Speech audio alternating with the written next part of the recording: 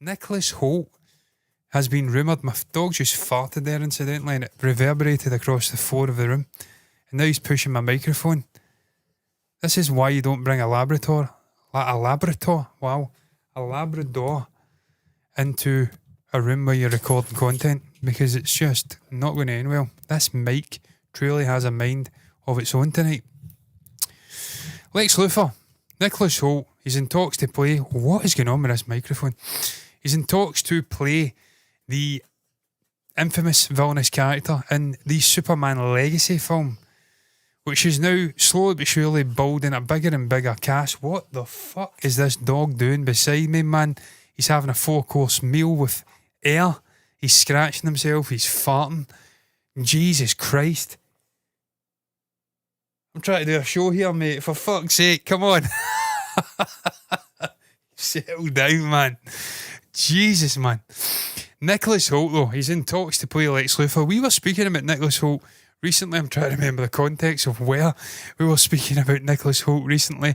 I think it was in the Robert Eggers Nosferatu film. He's in that film. We were talking about his brilliance as an actor. What is my dog doing? The fucking camera's going to cut out in a moment. Talking about his ability to play multiple genres and how our journey, for fuck's sake, this dog, man, wow.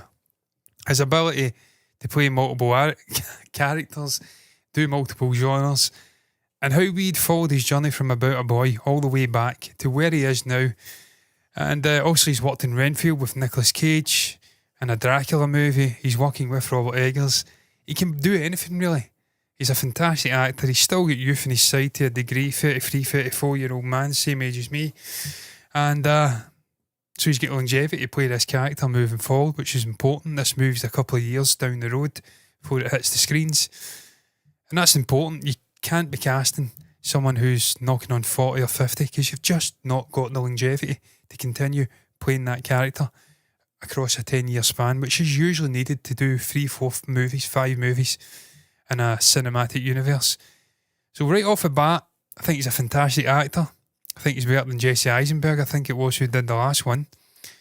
He's a tall, imposing guy. And he's got the age on his side as well. Now this hasn't been confirmed as far as I'm aware, but it has been heavily hinted from a wide variety of different sources that he's heavily in talks. I think he put his name in the hat, and he put his name in the hat to play Superman originally, but now he's potentially one of the finalists for Lex Luthor. I think this is a great choice, man. I'm liking the cast that James is assembling here for this movie. I think David Cornsfit, incidentally. David Cornsfit here, where the hell is he? Here, there, everywhere.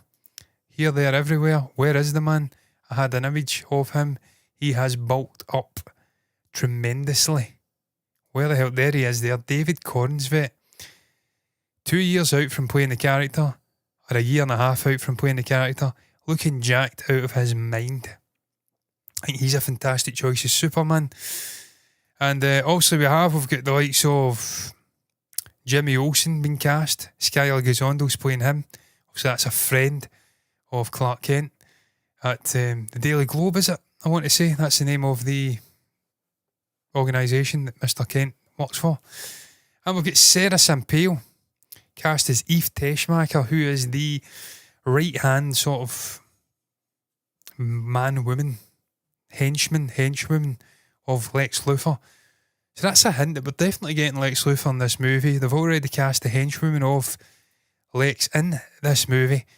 Right off the bat, you look at them, they're quite young. There's a partner emerging here. David Cornsfit, still a young man. This is being built for the future. There is longevity in these actors to play these characters moving forward. And I'm deeply excited about it. Who else is deeply excited? The veteran DC villain actors who have come out and praised his casting. The casting is looking special. This is something I think is a strength of James Gunn. You think of the Suicide Squad movie, you think of David Dastmalchian playing Polka Dot Man. You think of John Cena. You think of, I don't know, who else was in that movie? Now that I think about it. Just casted really, really well. The chemistry was on point between all of the actors. The laughs were on point. Tonally, it just worked for me. You think of the Guardians movies, you think of Chris Pratt, Dave Bautista. You think of fucking Zoe Saldana, who I'm trying to furiously remember who it is, Bradley Cooper. You think of the casting in those Guardians movies, the villains in there. You've got one of my all-time favourite actors, Kurt Russell, playing the villain Eagle in the second movie. He gets the casting consistently right. This is what this guy does so well. And I think he really has hit the nail into the head. Nail on the head, hit the ball out the park in this movie so far in regards to the casting we have. We've had the previous actors out.